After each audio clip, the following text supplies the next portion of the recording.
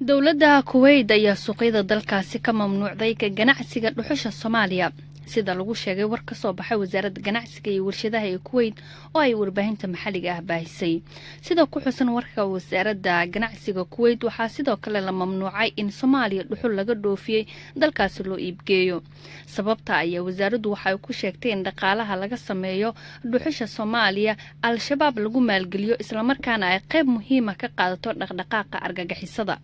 warkan ayaa soo gunaanaday suuq muhiim ah oo dhuxusha Soomaaliya ay ku lahayd khaliijka balse wali waxaa jira dalal badan oo ogol in loo iibgeeyo dhuxusha Soomaaliya Imaaraadka Carabta iyo Iiraan ayaa wali ah suuqyo uu ka jiro dalabka dhuxusha Soomaaliya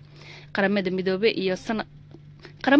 ayaa sanadkii 2012 xayiraad waxay ku soo rogtay dhoofinta dhuxusha Soomaaliya iyadoo u sababaysay in al-shabaab ay ka sameeyaan malaayiin dollar oo ay ku maalgeliyaan hawlahooda Soomaaliya markii ay qaramada midoobay mamnuucistan soo rogaysay ayay sheegtay in al-shabaab 25 milyan sanadkii ay ka helaan dhoofinta dhuxusha Soomaaliya